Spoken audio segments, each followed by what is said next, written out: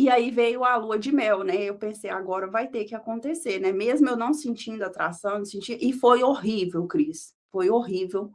Na lua de mel eu descobri que ele tinha um problema, né, de eu não sei se pode falar aqui, né, ejaculação precoce. Eu descobri na lua de mel e ele me culpou. E eu nem sabia o que que era isso. Eu vim descobrir o que que era ejaculação precoce uns 6 meses depois, porque eu fui pesquisar, né. Eu não sabia e ele me culpou.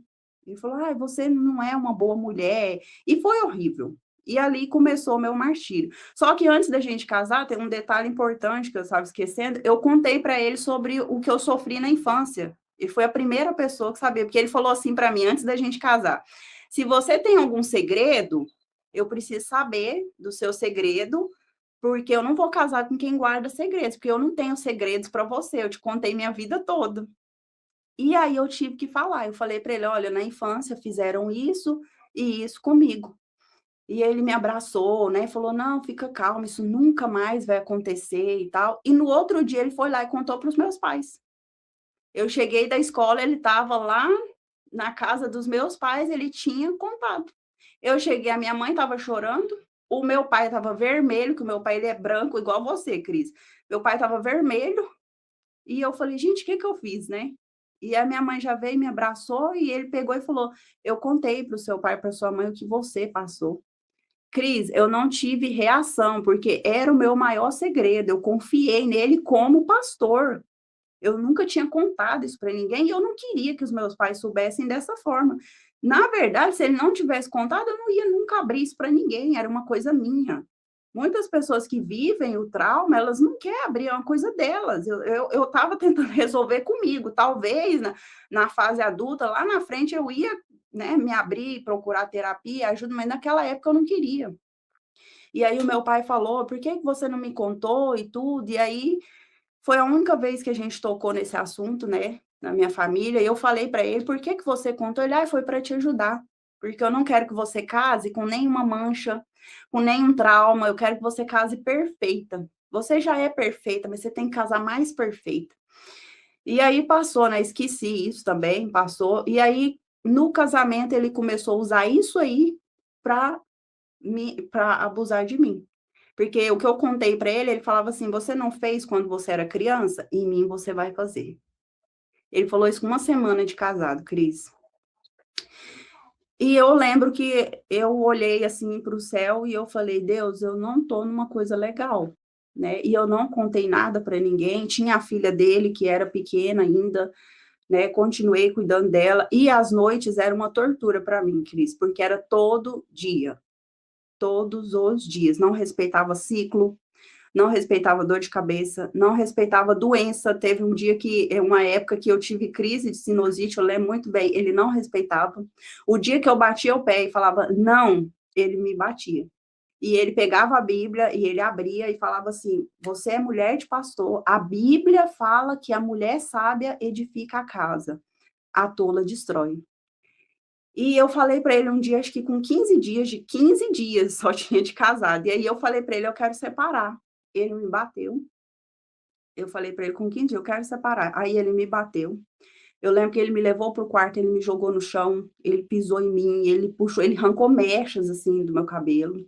Essa parte minha das costas, Cris, eu fiquei toda marcada e ele falou assim: "Nunca mais você fala de separar de mim, porque é até que a morte nos separe". Aí eu falei para ele: "Então você pode me matar", com 15 dias de casado, eu falei isso para ele, eu nunca contei em nenhum lugar, Cris, tem muita coisa que eu nunca contei. Eu falei: "Então você pode, né, fazer isso, porque eu não aguento mais". Com 15 dias ele falou: "Eu não vou fazer. Se for para você desviver, vai ser aos poucos". Foram anos bem difíceis, sabe. E um belo dia eu tive a brilhante ideia de engravidar, porque eu pensava assim, né, eu já estava com quase 20 anos e eu pensava assim: "Se eu engravidar, vai melhorar, né, talvez ele melhore", porque eu pensava, Cris, que eu era culpada de tudo. Pensava que eu era frígida, ele usava essa palavra comigo: "Você é frígida", né, eu nem sabia o que que era frígida, hoje você é frígida, você é seca, você é fria, então eu pensava assim: "Se eu engravidar, vai melhorar a minha vida", e o meu sonho era ser mãe, mãe de menino, meu sonho era ser mãe de menino. E aí eu consegui engravidar, né? Foi uma gestação, uma bênção, né? Por mim e por Deus, porque por ele, o dia que eu cheguei para ele e falei assim, eu tô grávida, ele falou, eu amaldiçoo essa criança, porque ele não queria. E assim, naquele dia eu pensei, Deus, e agora? Né? Eu já estava grávida, e foi uma briga feia, ele virou a mesa, né, e ele falou: "Eu amaldiçoo essa criança, eu não quero ser pai, ainda mais de um filho seu. Você não presta nem na cama, você vai prestar como mãe?" Eu falei: "Mas eu sou mãe da sua filha." Aí, quando ele estava com raiva de mim, ele falou: "Você não é mãe dela, você é madrasta dela."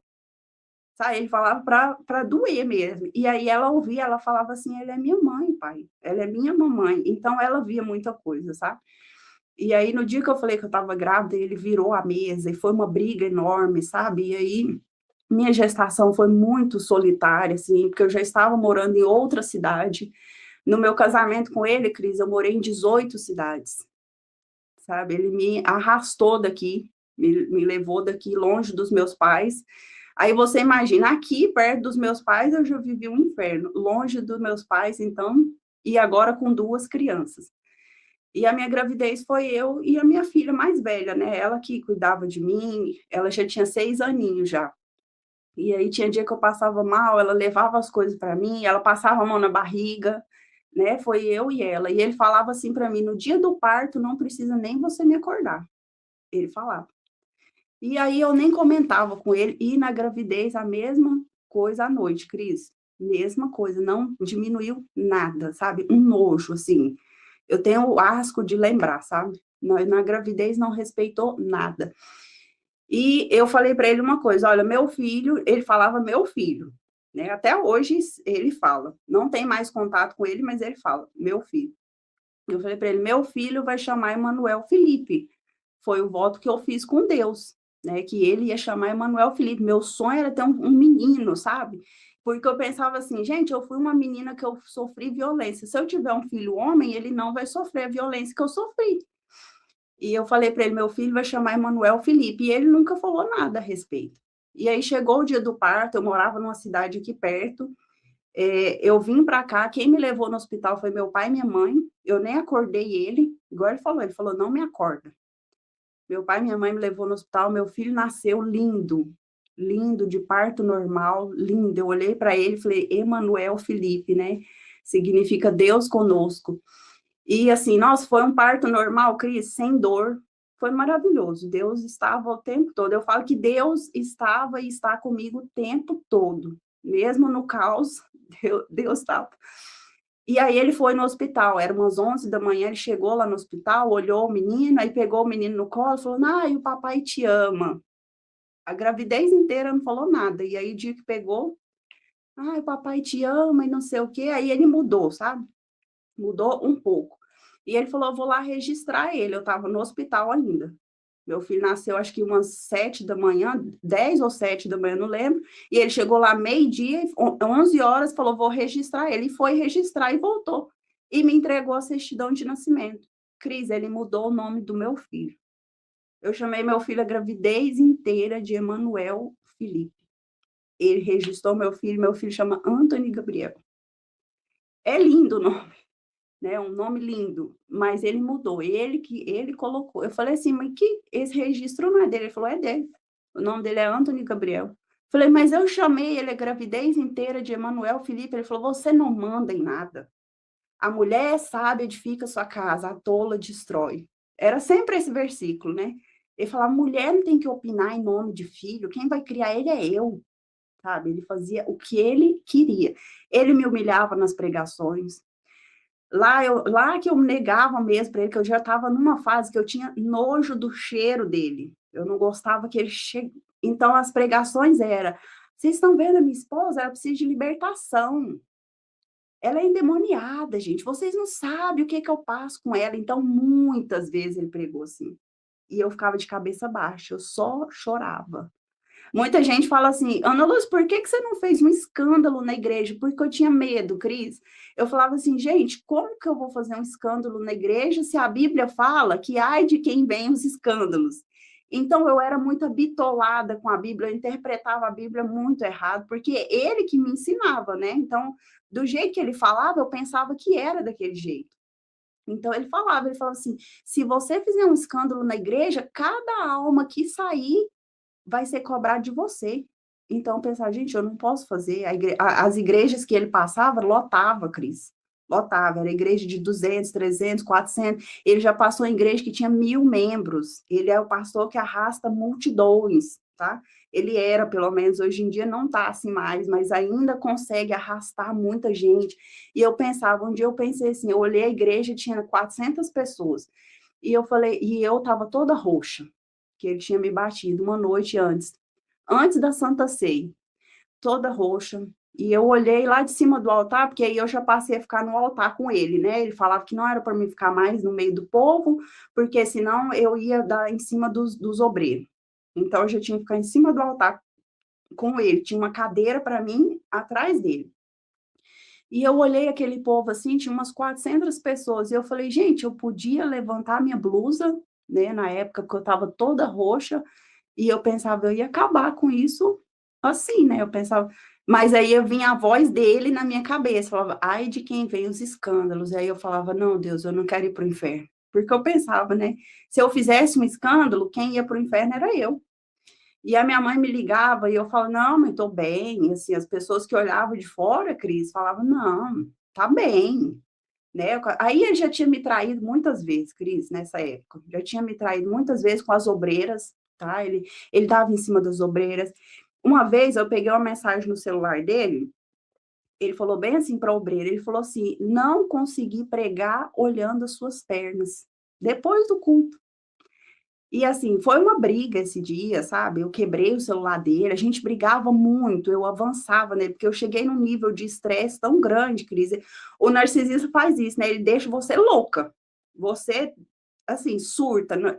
Até já vi você contando nos vídeos que até você teve uns episódios assim, né? A gente surta, porque você fala, não dá. E então eu surtava, sabe? E ele falava depois, você é louca.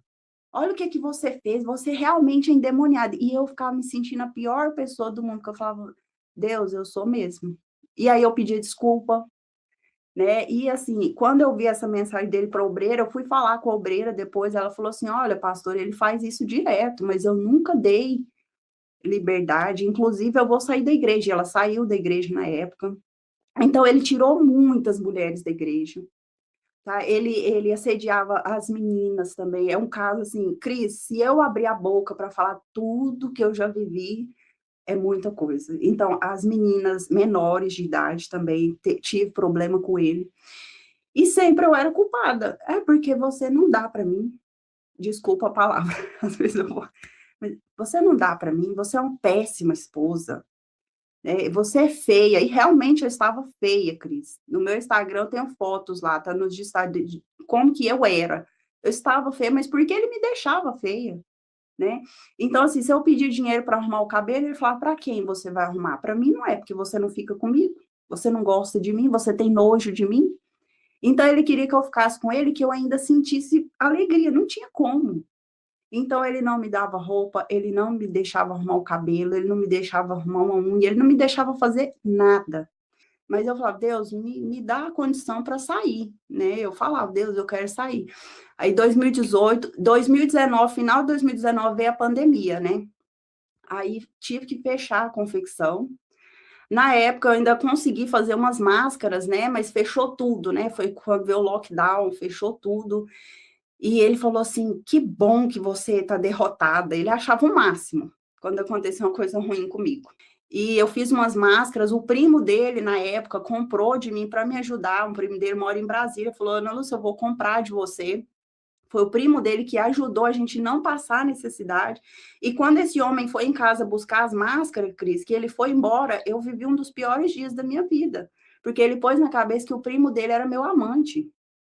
Ele falou, junto com meus filhos, na hora que você estava olhando para ele, o fulano é seu amante, né? Por isso que ele comprou 1.000 máscaras de você. Eu falei, você tá louco?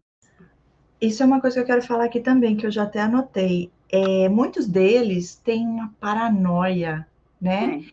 E essa coisa doentia de Uhum. posse e de achar, porque eles fazem isso, mas eles Isso, podem, mas acha que exatamente. você também vai fazer o mesmo E lógico, Uhum. deve ter a ver com algum tipo de trauma. Não sei se o pai traiu a mãe ou se a mãe traiu o pai. Traía.